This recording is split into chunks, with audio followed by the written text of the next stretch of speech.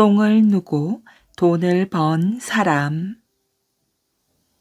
옛날 어느 마을에 정만서라는 사람이 살고 있었습니다. 하루는 정만서가 길을 가는데 벼랑간 똥이 마려웠어요. 정만서는 주위를 둘러보았지만 똥을 눌 만한 곳을 찾을 수가 없었습니다. 큰일 났네. 똥이 마려운데 눌 곳이 없으니 바지에 그냥 싸야 하나? 정만서는 똥이 마려운 것을 참으려 해도 더 이상 참을 수가 없었습니다. 그래서 급한 마음에 아무 집이나 다가가 대문을 두드렸지요. 계십니까? 그러자 안에서 주인이 나와 얼굴을 내밀었어요. 누구시오? 저는 길을 가던 사람인데 갑자기 똥이 마려워서 잠깐이면 되니 뒷간을 좀 쓸 수 있을까요? 정만서가 안절부절 못하며 간절히 부탁하자 주인은 못마땅한 얼굴로 정만서를 흘겨보았어요. 우리 집 뒷간을 쓰겠다고? 어림없는 소리 하지 마시오. 돈을 내겠다면 또 모르겠지만. 정만서는 주인의 말을 듣고 어이가 없었습니다. 참으로 고약한 사람이네. 똥을 누면 귀한 걸음이 될 텐데 고마워하기는커녕 돈을 뜯어내려고 해? 생각하면 할수록 괘씸했지만 정만서는 어쩔 수 없이 달라는 대로 돈을 주고 볼일을 봐야 할 형편이었습니다. 얼마나 드리면 되겠소? 정만서가 돈 주머니를 꺼내며 묻자 주인이 대답하였어요. 20전은 내야지. 그게 싫다면 다른 데 가서 알아보시오. 정만서는 몹시 화가 난 듯 얼굴을 찌푸렸어요. 똥 한 번 누는데 20전이나 달라고? 칼만 들지 않았을 뿐이지 강도나 다름없군. 그래도 정만서는 아무 소리 하지 않고 20전을 내주고는 마당으로 들어섰습니다. 그리고 불이 나게 뒷간으로 달려가 바지를 내리고 볼일을 보았지요. 그런데 정만서는 똥을 다 누웠는데도 뒷간에서 나오지 않았습니다. 1시간이 지나고 2시간이 지났는데도 그대로 꼼짝도 하지 않고 있었지요. 이렇게 되자 급하게 된 것은 주인집 식구들이었어요. 모두들 똥이 마렵고 오줌이 마려웠습니다. 이보시오. 뒷간에서 나오지 않고 대체 뭐 하는 거요? 주인이 뒷간 문을 두드리며 큰 소리로 외쳤습니다. 그러나 정만서는 태연한 얼굴로 느긋하게 말하였지요. 왜 나한테 뒷간에서 나오라 마라 하는 거요? 나는 이 뒷간을 20전을 주고 샀으니 오늘 하루 동안은 내 마음대로 쓸 수 있단 말이오. 알겠소?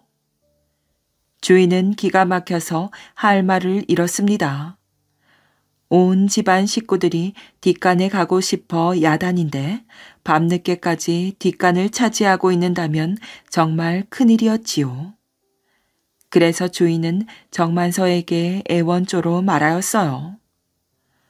아무리 뒷간을 샀어도 우리 식구들 생각도 좀 해주시오. 내가 아까 받은 20전을 돌려줄 터이니 제발 나와주시오. 그래도 정만서는 뒷간에서 나오지 않았습니다. 그 대신 퉁명스러운 목소리로 이렇게 말하는 것이었어요. 20전을 돌려받고 뒷간을 내놓으라니 그런 미치는 장사가 어디 있어? 내 돈 20전에다 20전을 더 보태서 40전을 주지 않으면 이 뒷간에서 밤을 꼬박 새울 거요. 알겠소. 그럼 20전을 더 줄 터이니 제발 뒷간에서 나오시오. 알겠소. 그제야 정만서는 콧노래를 흥얼거리며 뒷간에서 나왔습니다. 그리고 돈을 챙겨 유유히 그 집을 빠져나왔습니다. 똥도 누고 돈도 벌고 정말 기분 좋은 날이었습니다.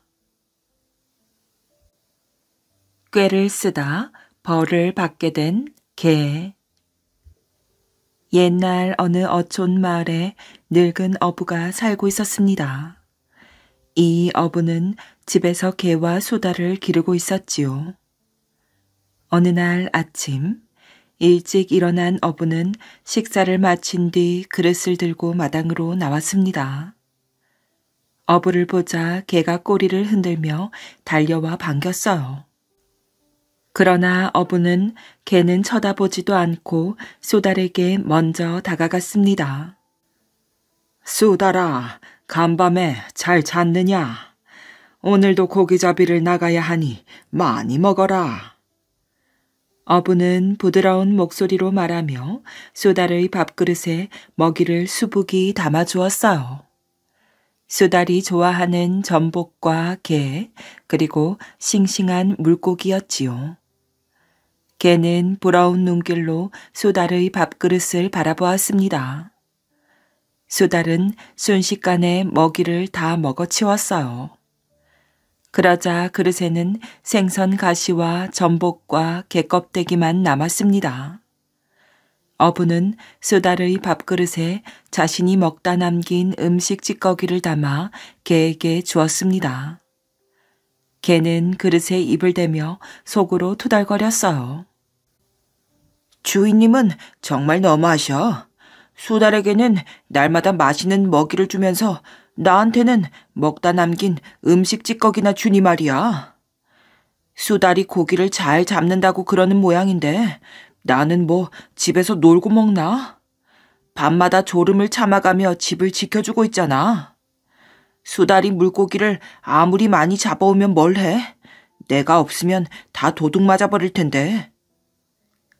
개는 자신보다 더 좋은 대접을 받고 있는 수달이 얄미웠어요. 수달을 저대로 그냥 두면 안 되겠어. 무슨 수를 써서라도 이 집에서 쫓아내야 해. 이렇게 결심한 개는 어떻게 하면 수달을 쫓아낼 수 있을지 궁리를 하기 시작했습니다.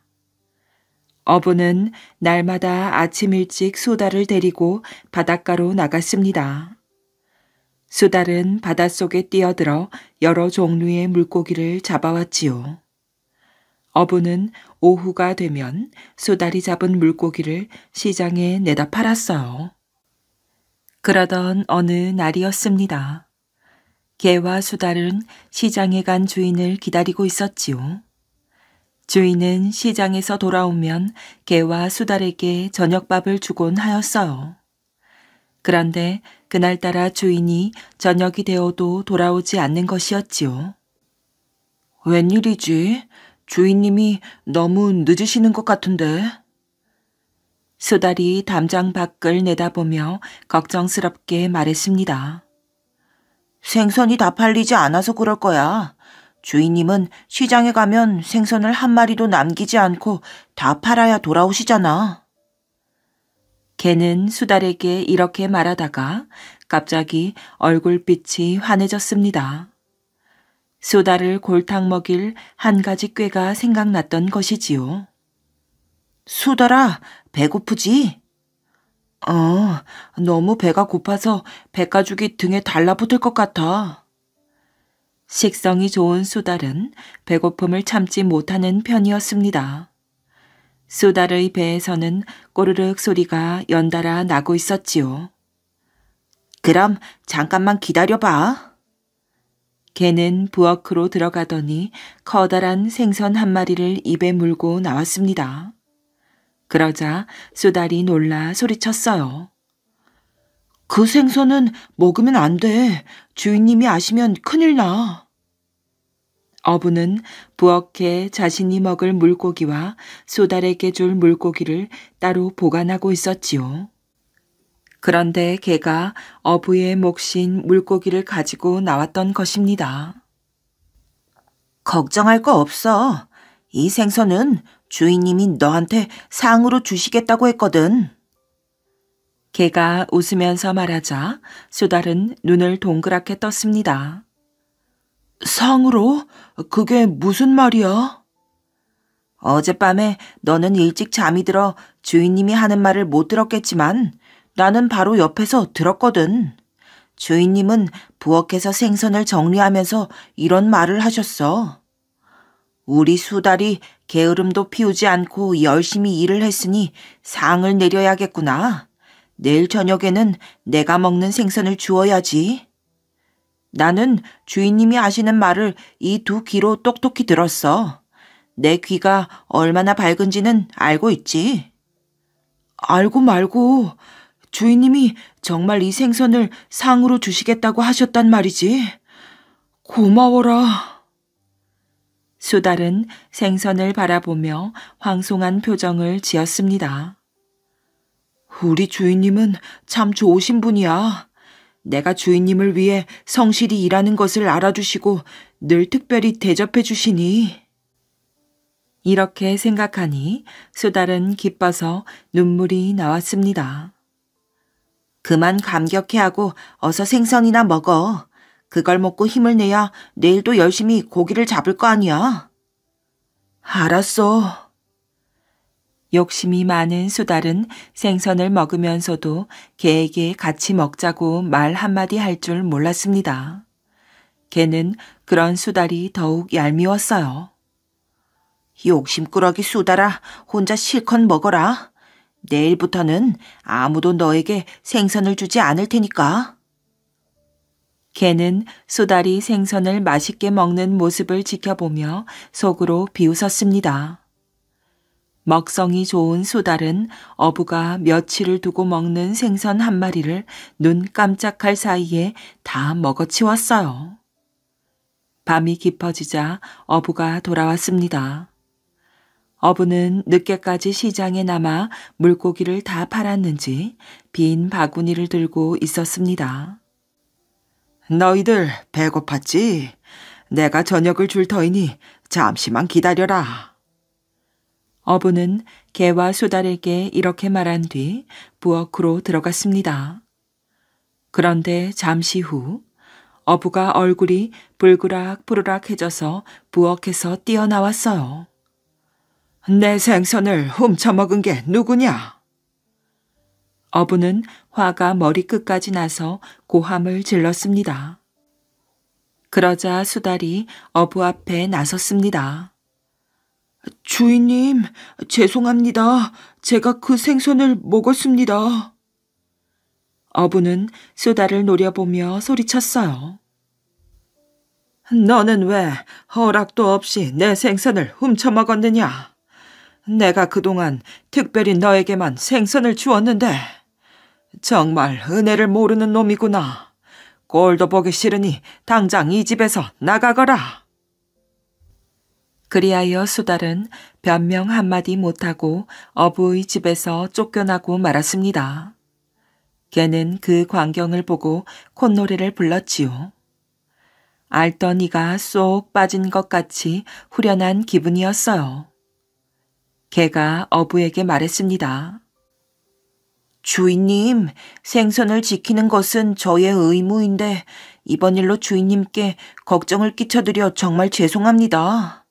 수달은 제가 아무리 말려도 들은 채도 안 하고 생선을 혼자 먹어치웠습니다.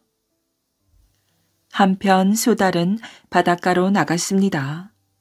그리고 밀려오는 파도를 바라보며 혼자 생각에 잠겼지요. 내가 어리석게도 개에게 속았구나. 어떻게 해야 주인님께 용서를 구할 수 있을까? 곰곰이 생각해보니 물고기를 많이 잡아가면 주인이 용서를 해줄 것 같았어요.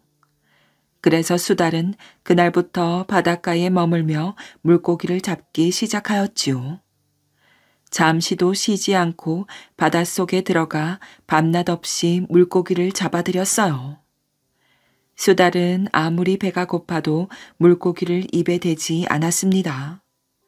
한 마리라도 더 모으기 위해서였어요. 이렇게 아무것도 먹지 않고 일만 하다 보니 수달은 날이 갈수록 몸이 약해져 갔습니다. 그래서 나중에는 바닷속에도 들어가지 못하고 바위 위에 누워 있어야만 하였지요. 그러던 어느 날 어부는 바닷가에 나왔다가 바위 위에 쓰러져 있는 수달을 발견했습니다.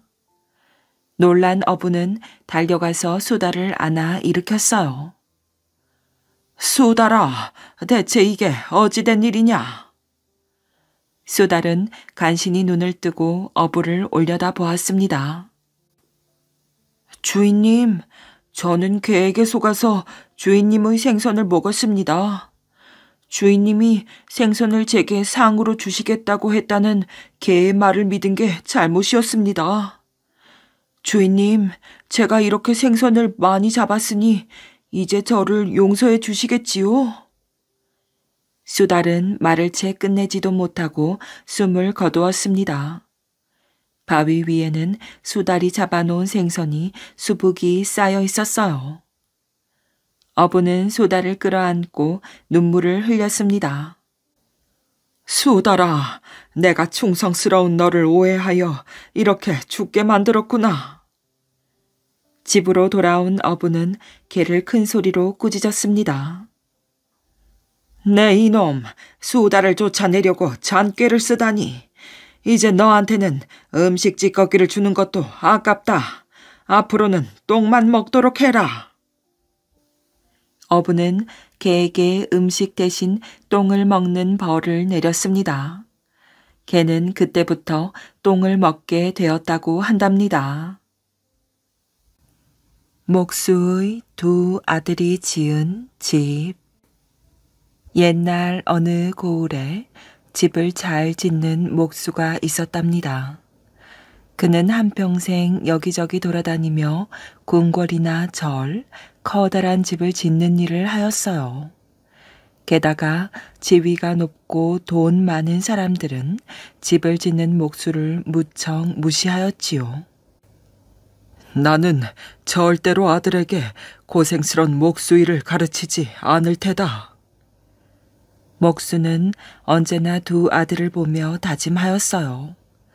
그런데 두 아들은 아버지가 하는 일을 무척 부러워하였지요. 아버지의 손만 닿으면 통나무가 용이 되고 널빤지가 문짝이 되는 것이 신기하기만 하였어요. 아버지, 어떻게 하면 그렇게 멋진 집을 지을 수가 있어요? 뭐라고? 너희들은 절대로 이런 일을 해서는 안 된다. 아버지는 두 아들이 목수일에 조금이라도 관심을 갖기라도 하면 얼굴을 붉히며 화를 내었답니다. 올해는 묘향산에 와서 아름다운 집을 많이 지었어요. 아버지는 남의 집은 많이 지으시면서 우리 집은 왜 크고 멋지게 짓지 않으세요? 두 아들은 아버지가 짓는 크고 멋진 집을 보면서 이상하게 생각하였어요. 깊은 산속에 초막을 치고 끼니도 굶으면서 사는 것이 이해가 되지 않았지요. 우리도 기둥을 세우고 기와를 얹은 집에서 살고 싶어요. 목수는 두 아들의 질문에 아무런 대답이 없었답니다. 두 아들은 초막에서 집 짓기 놀이를 하며 지내었어요. 톱질도 하고 대패질도 하면서 두 아들은 무럭무럭 자랐지요. 형, 아버지가 저를 짓느라 바쁘시니까 우리가 집을 지어보면 어떨까? 아버지가 아시면 화내실 텐데. 형은 집은 짓고 싶었지만 걱정이 되었어요. 난 가서 나무를 해올 테야. 형보다 손재주가 뛰어난 동생은 도끼를 가지고 산으로 올라갔답니다. 두 형제가 나무를 하고 있는데 중이 지나가다가 보았어요. 중은 화가 나서 목수를 불렀지요. 네 이놈, 어찌 어린 것들을 시켜 절에 나무를 찢게 하였느냐. 부처님을 모실 신성한 곳이거늘 아이들이 어지럽히게 만들다니. 스님, 한 번만 용서해 주십시오. 아직 철이 없어 그런 것입니다. 아버지는 무릎을 꿇고 손을 싹싹 빌었어요. 당장 아이들을 산에서 내려보내도록 해라. 그러지 않으면 천벌을 받을 것이다. 아버지는 하는 수 없이 두 아들을 내려보내야 했답니다. 너희들이 내 말을 듣지 않고 일을 저질렀구나. 아버지, 용서해 주십시오. 두 아들은 고개를 푹 숙인 채 어쩔 줄을 몰랐어요. 안 되겠다.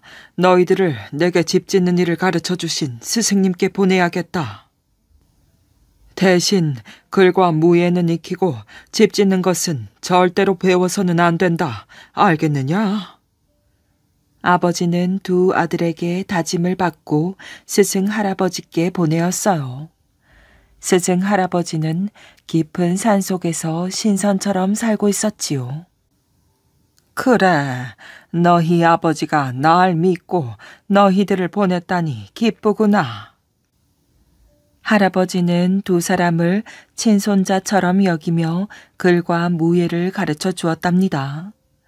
두 형제는 보답의 뜻으로 고마운 할아버지께 집을 지어드렸어요. 너희들의 손재주가 이렇게 뛰어난 줄은 몰랐구나. 두 형제가 지은 집을 바라보며 할아버지는 입을 다물 줄 몰랐답니다. 할아버지 곁에서 많은 것을 배웠습니다. 정말 고맙습니다. 저희도 이만큼 자랐으니 이제는 고생하시는 아버지를 도와드리고 싶습니다. 할아버지는 두 형제의 말에 고개를 끄덕였어요. 정말 기특하구나. 어서 가서 아버지를 도와 잘 모시도록 하여라. 두 형제는 스승 할아버지의 곁을 떠나 아버지를 찾아갔답니다. 아버지는 하얀 수염을 휘날리며 아름드리 나무를 깎고 있었어요. 아버지! 아버지는 두 아들을 끌어안으며 눈시울을 적셨지요. 아버지, 이제부터는 저희가 아버지를 돕겠어요. 두 아들은 아버지가 나이든 몸으로 힘겹게 커다란 나무를 다듬으며 절을 짓고 있는 게 가슴 아팠답니다. 저희가 할 테니 아버지는 좀 쉬세요. 동생이 아버지의 손에서 자귀를 빼앗으려 하였지요. 내가 이 일을 배워서 평생 업심여김을 당하며 고생스럽게 살고 있는데 너희들까지 이 일을 하겠단 말이냐? 아버지는 자귀를 움켜쥐며 큰 소리를 쳤답니다. 아버지, 그게... 두 형제는 어찌할 바를 몰라 서 있었어요. 생각만 해도 이가 갈리는구나. 이 근처에는 얼씬도 하지 말고 어서 떠나도록 해라. 아버지를 모시려고 찾아온 두 형제는 쉽게 돌아갈 수가 없었답니다. 아버지, 걱정하지 마세요.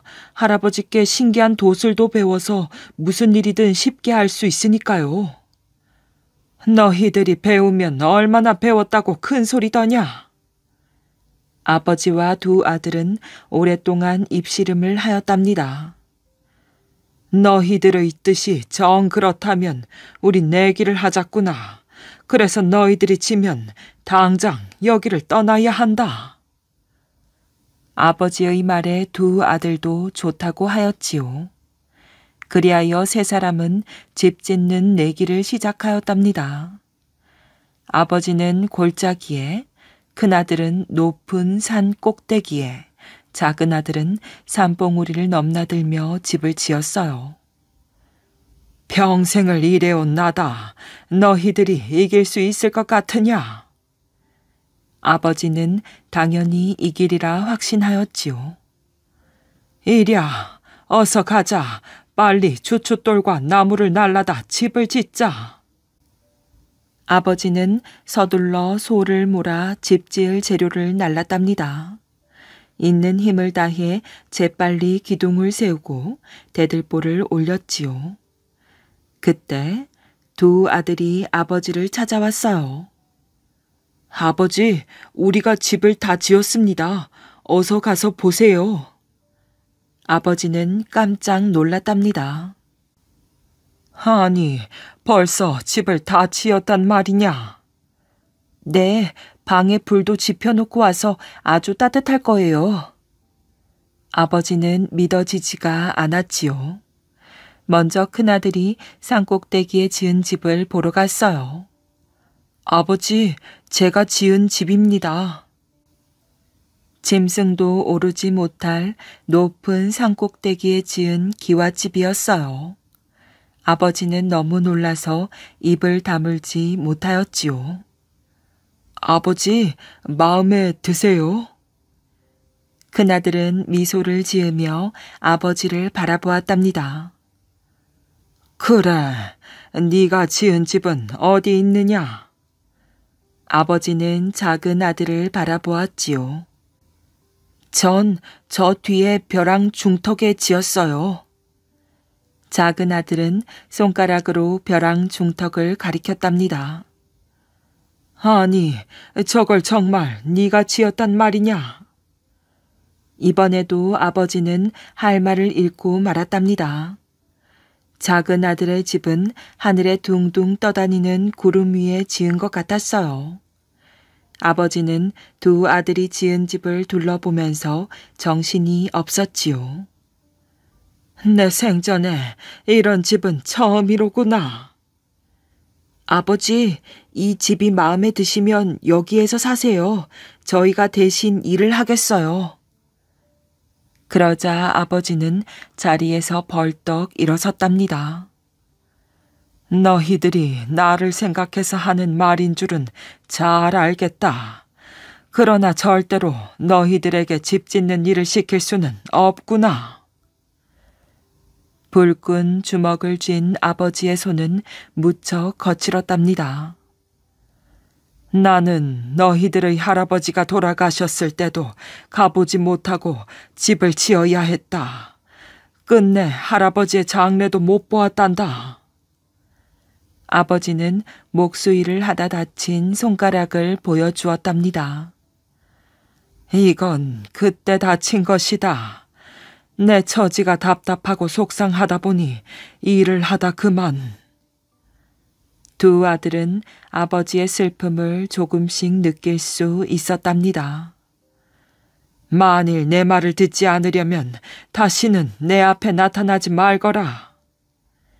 아버지는 얼굴도 들지 못하고 가슴을 움켜쥐었답니다.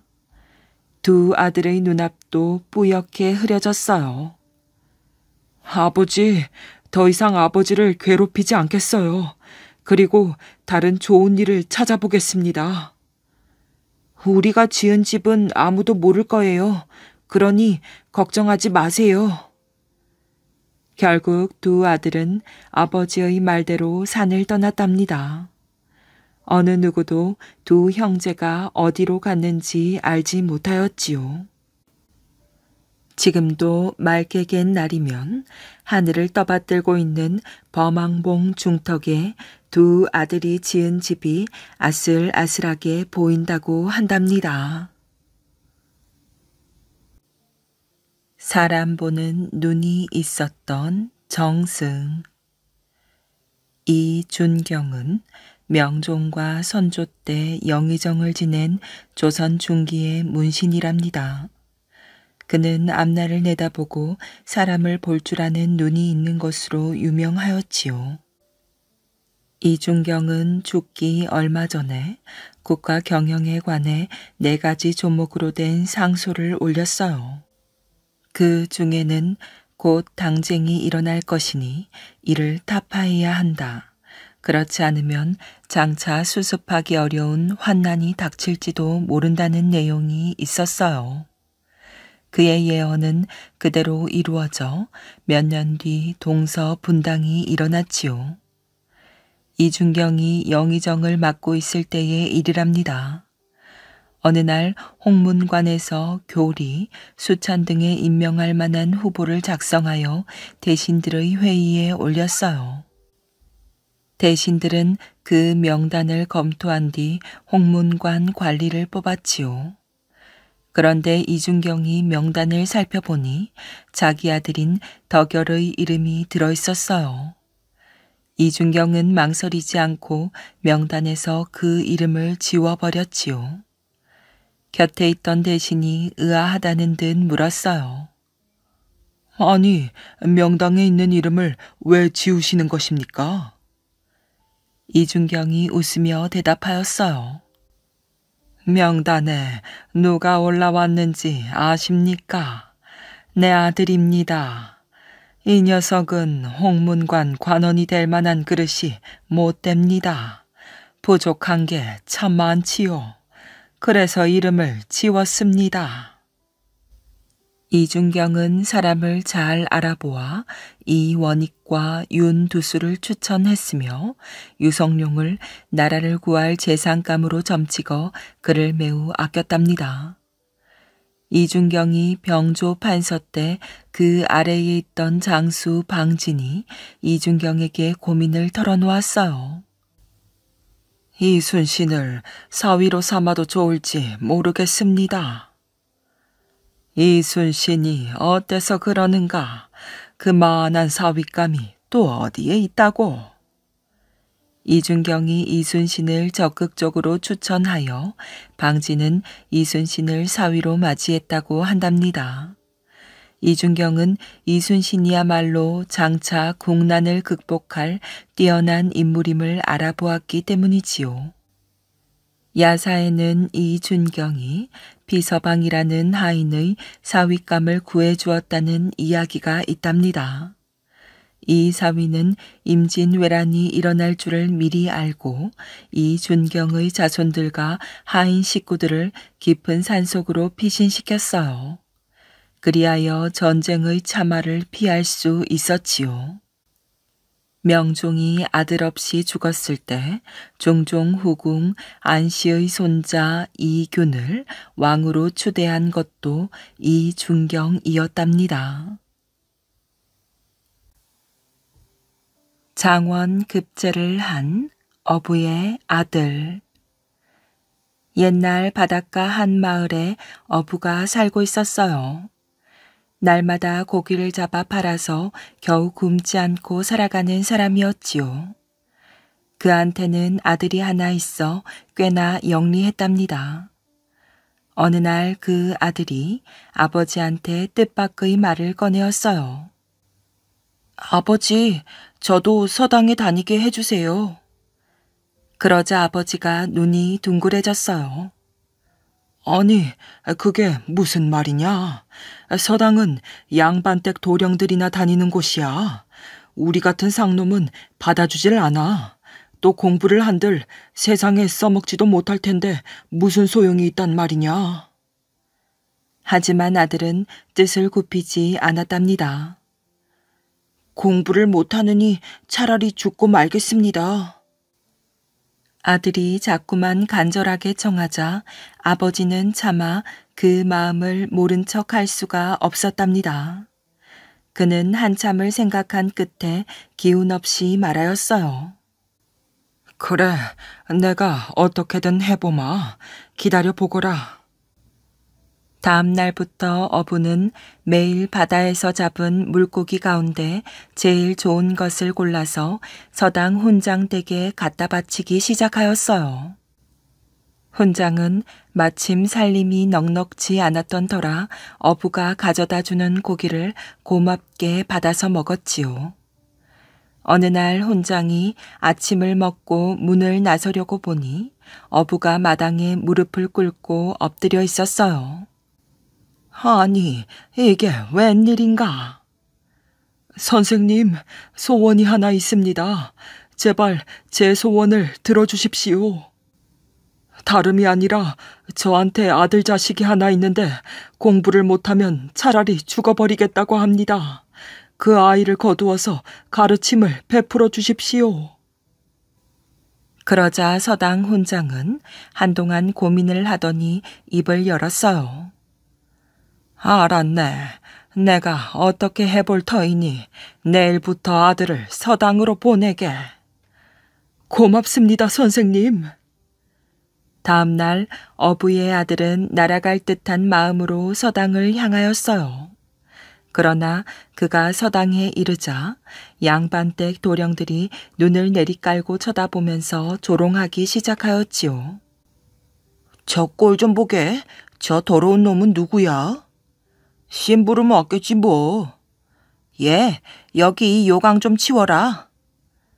아이가 얼굴이 빨개져서 어쩔 줄 모르고 있는데 서당 훈장이 도착해서 그 모습을 발견하고서 말하였어요.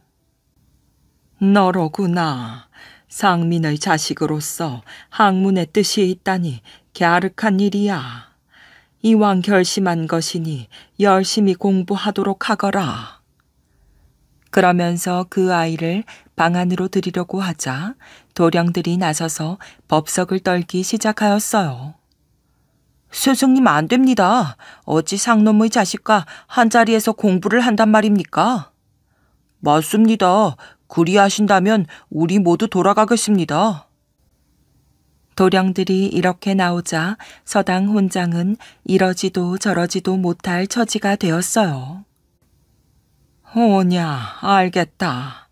하지만 저 아이가 마당에서 공부를 하는 것까지 막지는 않겠지. 그것도 안 되겠다면 다들 돌아가거라. 도령들이 잠깐 웅성거리다가 잠잠해지자 훈장이 어부의 아들한테 말하였어요. 진정 공부를 하고 싶다면 마당인들 어떠리 그리 하겠느냐. 그러자 아이는 눈물을 흘리며 말하였어요. 그렇게 하겠습니다, 선생님. 그날부터 어부의 아들은 마당에 꿇어앉아서 공부를 하기 시작하였지요. 그는 방 안에서 들려 나오는 말소리에 귀를 기울여 토시 하나도 놓치지 않고 낱낱이 새겨 외웠어요.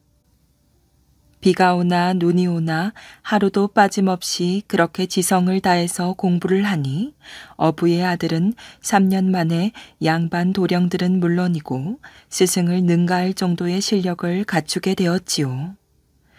그때 나라에서 과거를 시행한다는 방이 붙었답니다.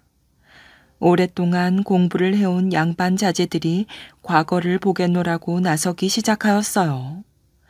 어부의 아들 또한 과거를 보리라는 결심을 하고 훈장을 찾아갔지요. 스승님, 저도 과거를 보고 싶습니다. 그래, 너의 실력으로 보면 급제가 분명하다만 받아들여질지 걱정이로구나. 아버지의 걱정은 더욱 컸답니다. 상놈의 자식이 과거라니 무슨 소리냐. 무슨 화를 당할지 모를 일이다. 죽을 때 죽는 한이 있더라도 한번 해보렵니다. 어부는 더 말리지 못하고 그간 모아둔 돈을 털어서 노자를 마련해 주었어요. 돌아오는 길은 고사하고 가는 길에 쓰기도 빠듯한 돈이었지요. 하지만 아들은 감지덕지 받아들고서 괴나리 보찜을 맨 채 한양으로 향했답니다. 어부의 아들이 여러 날을 쉼없이 걸어 한양 땅에 이르렀을 때 같은 서당에서 공부한 양반 자제들이 말을 타고 가다가 그를 발견하고서 소리쳤어요. 아니, 저겐 누구야? 고기잡이 아들놈이잖아. 저 녀석이 왜 여기에 왔지? 과거를 보러 왔나 보군. 그건 안 되지. 그들은 그렇게 수군거리며 어부 아들의 뒤를 따르기 시작하였어요. 그리고 객주집 헛간을 빌려 잠을 자려고 하는 어부의 아들을 끌어내서 을러대기 시작하였지요. 상놈의 자식이 과거를 본다니 세상이 거꾸로 돌아가는군. 우리한테 걸렸으니 그냥 넘어갈 수 없지. 그들은 어부 아들을 이끌고 밖으로 나갔답니다. 그리고 어느 대갓집 담장 아래에 이르러서 담 안에 높이 선 배나무를 가리키면서 말하였어요. 저 나무에 열린 배를 따다가 우리한테 나누어주면 모른 척 눈 감아주지. 어부의 아들을 도둑으로 몰려는 수작이었어요. 그 사실을 모를 리 없었지만 말을 듣지 않을 방법도 없었지요. 어부 아들은 양반 자제들의 손에 등을 떠밀려 담을 타넘고 배나무에 오르기 시작했답니다. 저기 누가 배나무에 올라간다. 도둑이여. 양반 자제들은 담장 안에다 이렇게 소리를 치고서 후다닥 도망가 버렸어요. 그 대갓집은 나라에서 큰 벼슬을 하고 있는 정대감의 집이었답니다. 그리고 배나무가 있는 곳은 정대감의 딸이 거처하는 별당 뜰락이었어요. 별당에서 술을 놓고 있던 정대감 딸이 이상한 소리를 듣고서 밖을 살펴보니 정말 누군가가 배나무에 오르고 있었답니다. 대감 딸이 뜰로 내려서면서 말하였어요. 당신은 뉘십니까? 귀신이거든 올라가고 사람이거든 내려오세요. 어부의 아들이 나무에서 내려와 서자 대감딸이 어떻게 된 일인지를 물었답니다. 그러자 어부 아들은 사연을 있는 그대로 이야기하기 시작하였어요. 대감딸이 이야기를 들으면서 가만히 살펴보니 그 행색은 남루하되 용모와 언사는 예사롭지가 않았답니다. 과거를 보려 한다니 어디 한번 시험해 봅시다. 대감딸은 어부의 아들을 방으로 인도해서 붓과 종이를 내려놓은 다음 시제와 운자를 불러주고 시를 지어보라고 하였어요. 그러자 어부 아들은 오래지 않아 한 편의 시를 이루었지요. 대감딸이 보니 거의 고칠 데가 없는 훌륭한 작품이었어요. 훌륭합니다. 한두 군데 말고는 흠잡을 데가 없습니다. 이만하면 장원 급제도 가능하겠어요. 정대감 딸은 두어 군데 글자를 짚어주고 나서 어부 아들한테 말하였어요. 실력이 있다 한들 그런 행색으로 어찌 시험장에 들어가겠습니까? 그러곤 자리에서 일어나서 옷장을 열더니 선비의 의관을 한 벌 꺼내주면서 갈아입도록 하였답니다. 어부의 아들이 옷을 갈아입고 보니 천하에 비할 바 없는 훌륭한 선비였어요. 대감 딸은 미소를 지으며 옆에 놓인 상자에서 무언가 먹을 것을 꺼내 주었지요. 과일도 같고 경단도 같은데 입에 넣어보니 꿀처럼 사르르 녹았답니다. 밤이 늦어지자 어부의 아들이 하직 인사를 하였어요. 정말 고마웠어요. 이 은혜 잊지 않겠습니다. 인연이 있으면 또 만나겠지요. 어부 아들은 그 길로 양반 자제들이 묵고 있는 객주집으로 돌아왔어요. 양반 자제들이 어부 아들을 보고 깜짝 놀라 말하였지요. 그래, 배는 따왔느냐? 올라가 보니 배 대신 이런 게 있더군요. 어부 아들이 과일도 같고 경단도 같은 것을 전해주자 양반 자제들은 한번 맛을 보고는 홀딱 반해버리고 말았어요. 세상에 이런 맛있는 게 다 있단 말이냐? 그들은 우르르 정대감 집으로 몰려갔어요. 그리고 담을 넘어서 배나무에 오르기 시작하였지요. 때마침 야순을 돌던 대감댁 하인들이 그 모습을 발견하고 붙잡아서 관가에 넘기니 그들은 과거는 고사하고 옥에 갇혀 옴짝달싹 못하는 신세가 되고 말았어요. 시험날이 되자 어부의 아들은 과거 시험장으로 들어갔지요. 방방곡곡에서 몰려든 수많은 양반댁 선비와 도령들이 시험장을 가득 메웠답니다. 마침내 과거 글의 시제와 운자가 내걸렸어요. 어부의 아들이 그 제목과 운자를 살펴보니 뜻밖에도 전날 정대감 딸에게서 받은 것과 다름이 없었답니다. 그는 자신 있게 붓을 놀려서 제일 먼저 글을 제출하였어요. 그리고 당당하게 장원으로 뽑혔지요. 시골에서 올라온 젊은 도령이 장원 급제를 하자 새로운 인재가 났다고 대궐이 들썩거렸어요. 정승 판서들이 서로 사위를 삼으려고 하였지요. 그런 가운데 대감 하나가 제일 먼저 그 사람을 점찍어서 사양할 틈도 주지 않고 곧바로 사위로 정하고 말았답니다. 그리고 딸과의 혼례를 서둘렀어요. 그가 어쩌지 못하고 혼인을 치르고 보니 섹시는 다른 사람이 아니라 전날 담을 넘어가서 만났던 그 처녀였어요. 두 사람은 깜짝 놀라서 손을 맞잡았지요. 세도가 당당한 대감의 사위가 되고 똑똑한 아내를 얻은 어부의 아들은 하루하루가 꿈만 같았어요. 하지만 시골에서 자신을 기다리고 있을 부모님을 생각하면 가슴이 답답하였지요. 모시고 오기는 해야 할 텐데 뒷일을 어떻게 감당할지 막막하기만 하였어요. 그는 고민 끝에 스승께 편지를 썼답니다. 한양으로 와서 어디로 찾아오라는 소식을 부친한테 전해달라는 사연이었어요. 그 무렵 어부 내외는 아들을 한양으로 보내놓고 노심초사하고 있었답니다. 과거를 보고 돌아올 때가 훨씬 지났는데도 소식이 없자 불안한 마음으로 나날을 보내는 중이었어요.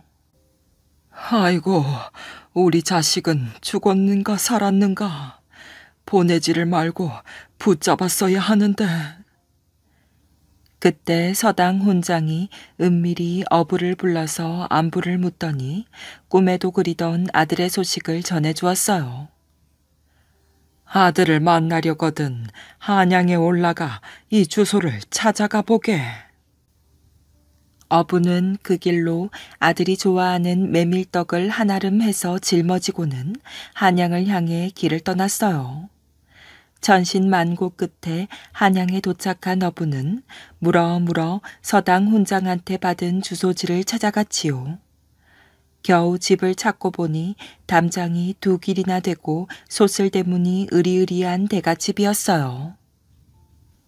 어부는 감히 주인을 찾을 엄두를 내지 못하고 문 앞에서 이리저리 서성대었지요. 그러자 그 집 하인들이 어부를 덜컥 붙잡아다가 헛간 속에 집어넣고 철컥 문을 닫아 걸고 말았어요. 어부는 꼼짝없이 갇힌 신세가 되었지요. 그날 밤 헛간에 갇힌 어부가 앉은 채로 꾸벅꾸벅 졸고 있는데 헛간 빗장이 스르르 열리더니 누가 살짝 문을 열고서 안으로 들어왔어요. 그러더니 황급해하는 어부한테 큰절을 올리는 것이었지요. 아버지, 접니다. 어부가 아버지란 말에 깜짝 놀라서 그 사람을 살펴보았어요. 가만히 살펴보니 정말로 자기 아들이 분명하였지요. 이게 어찌 된 일이란 말이냐? 저는 과거에 장원 급제에서 이 집 사위가 되었답니다. 하지만 사람들이 아버지를 보면 의심할 것 같아서 이렇게 할 수밖에 없었습니다. 용서하세요. 그러자 아버지가 눈물을 글썽였어요. 네가 못난 아비 때문에 끝까지 고생이로구나. 어부는 고향에서 가지고 올라온 보찜을 풀기 시작하였지요. 얘야, 네가 좋아하는 메밀떡을 가져왔구나. 이것 좀 먹어보아라. 아버지가 권하니 아들은 먹지 않을 수가 없었답니다. 배가 부르고 목이 메어 넘어가지 않는데도 아버지는 자꾸 떡을 권하였어요. 아들은 떡을 받아서 먹는 척하면서 여러 개를 주머니 속에 슬쩍 감추었지요. 아버지, 또 오겠습니다. 편히 쉬세요. 아들은 헛간 밖으로 나와 문을 닫아 건 다음 발소리를 죽여 잠자던 방으로 돌아왔어요. 그런데 뜻밖에도 방에 불이 켜 있고 아내가 일어나 앉아서 남편을 기다리고 있었답니다. 어딜 다녀오시나요? 그게 그 주머니 속에 불룩하게 든 것이 무엇이지요? 좀 꺼내보세요. 어부의 아들은 더 이상 아내를 속일 수가 없음을 깨달았어요. 면목이 없소. 이런 일은 함께 처리하셔야지 어찌 그렇게 아내도 모르게 덮으려 하신단 말입니까? 어서 아버님을 모셔오세요. 아들이 헛간에 가서 아버지를 모시고 오자 며느리는 예를 차려서 시아버지한테 큰 절을 올렸어요. 다음 날부터 시아버지를 양반으로 만들기 위한 며느리의 비밀 교육이 시작되었지요. 시아버지를 다락에 숨겨둔 채 입는 법과 먹는 법, 걸음걸이와 말하는 법까지 양반의 법도를 하나하나 알려주고 연습하게 하였어요. 그렇게 한 달을 가르쳐주자 어부는 시골 양반으로 행세해도 모자람이 없을 정도가 되었답니다. 이제 됐습니다. 본가로 내려가셨다가 정식으로 찾아오세요. 어부는 며느리가 가르치는 대로 고향에 내려가서 한양으로 간다는 통지를 놓은 다음 정대감 댁으로 향하였답니다. 시골에서 사돈이 온다는 소식을 받은 정대감은 고관 대작을 다 모아놓고 잔치를 벌여서 사돈을 맞이하였어요. 어부가 의관을 정제한 모습으로 대감집에 도착하니 누가 봐도 당당한 시골 양반이었어요. 행동거지나 말하는 모습도 꽤나 의젓하였지요. 자, 오늘은 즐거운 날이니 다 함께 듭시다. 그런데 술 때문에 문제가 벌어졌어요. 자리에 모인 손님들이 너나 없이 아들 칭찬을 하면서 한 잔씩 권하니 어부는 그 술잔을 받아 마시다가 그만 흠뻑 취하고 말았답니다. 이때 어떤 손님 하나가 자, 취흥이 도도하니 우리 노래라도 한 곡조씩 뽑아봅시다. 하더니 흥치 있게 한 곡조를 뽑아 놓았어요. 그러고는 노래가 끝나자 어부한테 노래를 청하였지요. 자, 이제 시골에서 오신 양반의 노래를 들어봅시다. 그래요, 어디 한번 들어봅시다. 손님들이 다들 손뼉을 치며 권하자 어부는 취한 기분에 자리에서 일어나 흥겹게 노래를 부르기 시작하였어요. 어기여차 어야 디어라 노를 저어라 이 고기 저 고기 이 물속의 고기가 모두 다 내 것이로다 어야 디어라. 순간 좌중이 찬물을 끼얹는 듯이 조용해졌어요. 그리고 손님들이 하나둘 일어나서 집으로 돌아가기 시작하였지요. 정대감은 얼굴이 흑빛이 되어 아무 말도 못하고 있었답니다. 그도 그럴 것이 그것은 고기잡이를 하는 천한 사람이나 부를 법한 노래였던 것이에요. 정대감은 당장 사위를 불러서 호통을 쳤답니다. 감히 나를 속이다니 당장 저자와 함께 이 집에서 나가라. 어부의 아들이 감히 변명을 못하고 나가려고 하는데 그 아내가 나서서 말하였어요. 아버지, 저의 지아비를 내치시면 소녀 또한 나가겠습니다. 그러자 정대감이 더욱 화가 나서 소리쳤어요. 오냐, 네 마음대로 하거라. 그 대신 다시는 집에 들어올 생각을 말아라. 그렇게 해서 어부의 아들과 대감 딸은 하루아침에 집에서 쫓겨나 방황하는 신세가 되고 말았답니다. 속절없이 한양 장안을 벗어나 시골을 향해 힘없이 걸음을 옮기던 어느 날 일행은 한 커다란 객주집에서 조그만 방을 얻어 하루를 묵게 되었어요. 그 객주집의 주인은 여관 말고도 무척이나 넓은 땅을 가진 엄청난 부자였지요. 나라에서 둘째가라면 서러울 정도였어요. 그런데 그 사람이 우연히 어분의 일행을 보고는 정대감 딸의 미모에 혹하고 말았답니다. 그는 대감 딸을 빼앗을 욕심으로 어부의 아들에게 내기를 제안하였어요. 나하고 내기합시다. 바둑을 한 판 둬서 내가 지면 재산을 다 드리리다. 내가 지면요? 그러면 당신 아내를 나한테 넘기요. 세상에 그런 내기가 어디 있단 말이오. 그런 소리는 하지도 마오. 그런데 그 얘기를 전해 들은 아내가 뜻밖에도 내기에 응하라고 하는 것이었어요. 어부 아들이 말도 안 된다며 고개를 저었으나 아내가 어찌나 간절히 권하는지 그 뜻을 꺾을 수 없었답니다. 결국 어부의 아들과 부자는 각기 아내와 전 재산을 내걸고 바둑 시합을 하게 되었어요. 어부 아들의 요청으로 한 달 후에 시합을 벌이게 되었지요. 부자는 시합에 자신이 있었어요. 그간 여러 사람과 바둑을 두어서 한 번도 진 적이 없는 터였지요. 그에 비해 어부의 아들은 바둑돌이라고는 한 번 잡아본 적도 없었답니다. 하지만 그 곁에는 아내가 있었어요. 아내의 부친인 정대감은 나라의 국수로 이름날 정도로 바둑의 수가 높은 사람이었지요. 정대감의 적수는 딱 한 명뿐이었으니 바로 자기 딸이었답니다. 정대감 딸은 그날부터 방에 틀어박혀 어부의 아들에게 바둑을 가르치기 시작하였어요. 어부의 아들은 처음에는 막막했지만 머리가 영리하다 보니 금세 바둑에 눈을 떠서 수가 늘기 시작하였어요. 마침내 한 달이 다 찼을 때에는 아내의 버금갈 정도의 고수가 되었지요. 드디어 많은 증인들이 지켜보는 가운데 내기가 시작되었어요. 부자가 호기롭게 바둑돌을 놓기 시작했지만 생각만큼 만만치가 않았답니다. 깜짝 놀라서 정신을 차렸을 때는 이미 판이 기운 뒤였어요. 어부의 아들은 보기 좋게 부자를 물리쳐 부자의 재산을 차지하게 되었답니다.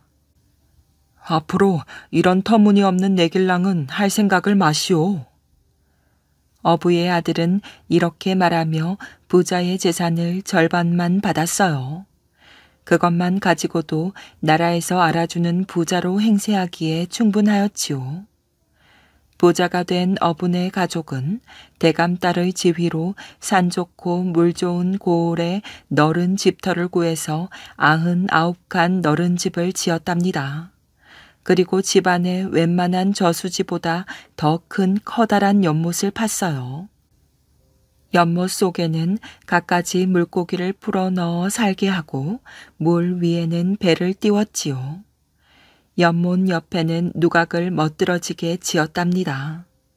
그래 놓고서 대감딸은 친정집에 편지를 띄웠어요. 꼭 한번 자기 집으로 놀러와서 지난날의 오해를 풀라는 내용이었지요. 정대감은 처음에는 편지를 본 척도 하지 않았지만 같은 내용의 편지가 자꾸 오자 점차 궁금증이 일었답니다. 그래, 어디 한번 어떻게 사는가 가보자꾸나. 정대감은 말을 타고서 딸이 사는 곳으로 향하였어요. 딸이 알려준 주소를 찾아가 사돈집에 이르고 보니 한양에서도 본 적이 없는 으리으리한 양반집이었지요. 전에 보니 고기 잡는 어부가 분명했는데 이게 웬일일까? 정대감이 문을 들어가서 보니 집안은 더욱 놀라웠어요. 딸의 안내를 받아 뒤뜰에 가보니 생각지도 않은 커다란 연못이 있었답니다. 연못 한켠 누각에 술상이 차려져 있는데 악사들이 한 옆에서 삼현 육각 풍악을 울리고 있었지요. 어부가 연못에서 배를 타고 노를 젓고 있다가 정대감을 맞이하였어요. 사돈어른 어서 오시오. 예. 저는 이렇게 소일하고 산답니다. 제 노래 한 자락 들어보시겠습니까? 그러더니 흥을 내서 노래를 하기 시작하였어요. 어기여차 어야 디어라 노를 저어라. 이 고기 저 고기 이 물속의 고기가 모두 다 내 것이로다. 어야 디어라. 그러자 정대감이 손으로 무릎을 치고 말았답니다. 옳거니 내가 이걸 모르고 오해를 하였구먼. 세상에 이런 풍류가 다 있는가? 그러자 곁에 섰던 딸과 사위가 웃으며 말하였지요. 함께 올라서 즐기시지요. 정대감은 딸의 집에서 마음껏 풍류를 즐긴 다음 서울로 올라왔어요. 그가 다시 조정의 대감들을 한 무리 이끌고 사돈댁에 내려오자 집안에서는 한바탕 커다란 잔치가 벌어졌지요. 어떻게 노는고 하니 대감들이 술에 취하고 흥에 겨워 어부의 선창을 따라서 다 함께 노래를 부르는 것이었어요. 어기여차 어야 디어라 노를 저어라. 이 고기 저 고기 이 물속의 고기가 모두 다 내 것이로다. 어야 디어라.